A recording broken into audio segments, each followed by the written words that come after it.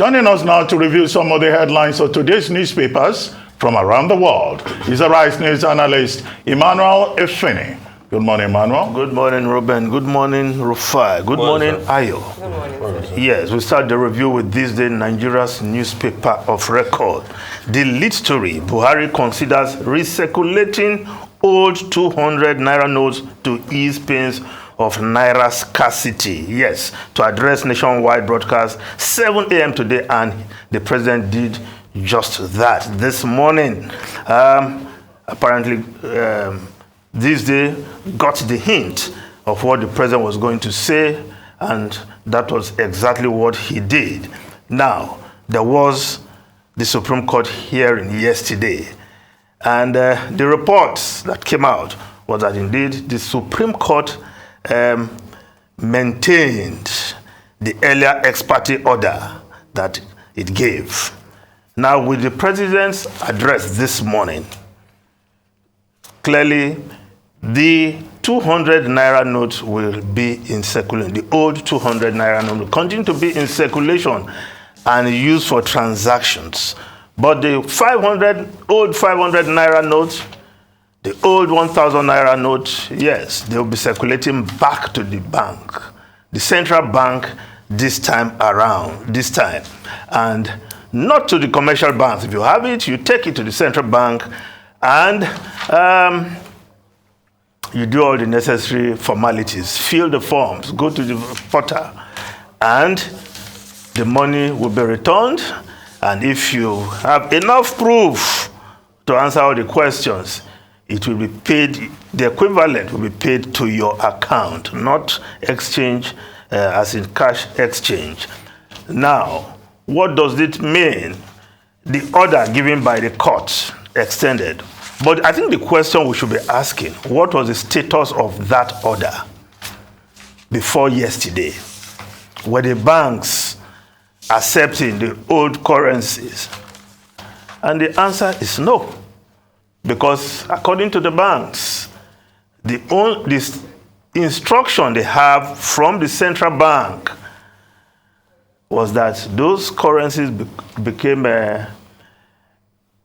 of course, no more in use on February 10. And that's what the banks have been operating on since February 10, not obeying or obeying, the instruction of the court. So if the court has extended that order, so you want to ask, what was the status of that order before yesterday? And the president, by wading into this matter, has shown that, well, between the president and the central bank, this is not a case of the tail wagging the dog. The president took ownership of what has been happening, and many will want to commend him for intervening yesterday, because the fallout of this Naira scarcity over across the country, as reported in the newspapers, Vanguard Newspaper, of course, old Naira notes, Buhari malls, extension of validity till April 10.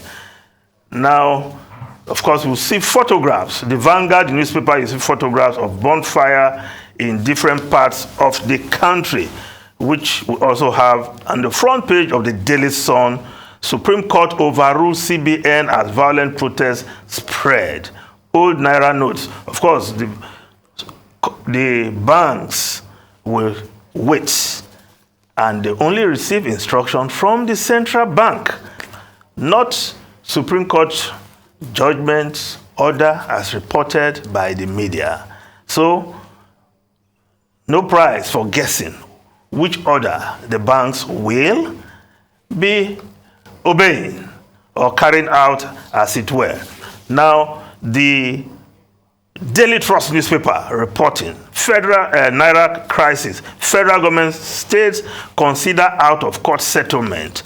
Mint requires 12 months to print 1 trillion Naira needed to stabilize economy. Erufai saying 4 killed in Edo as protests rock states. Buhari meets Tinubu at Aso Rock. Yes, the Nation newspaper reporting this story, out of court settlement talks on Naira crisis collapse.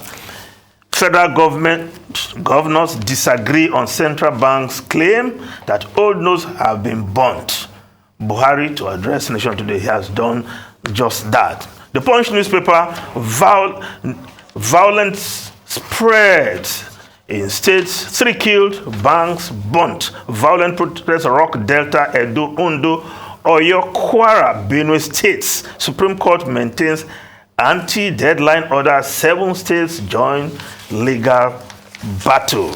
Yes, of course, the Nigerian Tribune newspaper, old Naira note, rage in the streets. And of course, you see the photographs there, crowd at CBN office in Ibadan. You see photograph of CBN in Edo, Ondo, and of course, there was also violence in Oruoru, in Udu local government area of Delta State, very close to Warri there. Now, the foreign newspapers, quickly, just before we go to the foreign newspapers, we look at the Business Day newspaper. The Business Day newspaper, economy scene facing slowdown on Naira crisis. Naira, petrol shortages push inflation to new 17-year high. Cash scarcity may boost dollar demand, says Fitch. That's what the Business Day newspaper is reporting. The foreign newspapers, quickly, yes, the Times of London. Huge boost to unionism as Sturgeon steps down. Yes, Nicola Sturgeon, the First Minister of Scotland, has stepped down. And according to her, the brutality of politics has sapped her energy to the extent that she has no more energy to push for Scottish independence. She was pushing for a second referendum. It never happened. Is that the end of the Scottish independence quest? Well, under this UK government, the UK government did not offer any approval for a second referendum. Nicola Sturgeon herself came to power after the first referendum led by Alex Salmond in 2014, and the Scottish, they voted 55% to 45% to remain within the union. Yes, the argument is that it will be a major setback. Nicola Sturgeon itself already losing steam in terms of support within her party. And then, in addition to that, transgender politics, transgender issue, in which also she couldn't gain popularity, even within her own party. So she's leading, she was leading up to now a divided SNP on those 2 critical issues. So the part of it that I find curious is that the Labour Party, is saying that, this will be something that will propel Keir Starmer, to the prime ministership of the, of the United Kingdom. But it came as a shock. It came so suddenly. And she's talking about the brutality of politics. So it's not only in Nigeria or Africa that politics is brutal. Before her, we had Jacinta Ardern, stepping down after, her tenure in office. Now it is Nicola Sturgeon after 8 years. If it were in Africa, one old man that is almost 100 is still president of a country in Africa. He still wants to go for the next election. But, different things. And she made a point about it's not just about politics. It's about being human. You talked about the Naira thing. Well, yes, it's a big issue out there. But the question to ask is the president that has spoken now? I've seen some people in some chat rooms saying, will the CBN follow up? Because the CBN is the regulator. So that we don't have a situation whereby some of the banks will be saying, we have not heard from our regulator. We don't report directly to the president of Nigeria. So it's important that the CBN takes ownership of it as a regulatory authority. Godwin Emefiele met with the president yesterday for the 15th time. Yes, 4th time in 1 week. So, take ownership of it and give these bankers the instruction. Otherwise, the banks, they will say, the CBN, we have not heard from CBN. We have not heard from CBN. Even when the president has spoken on the matter. Okay? Thank you very much, Emmanuel.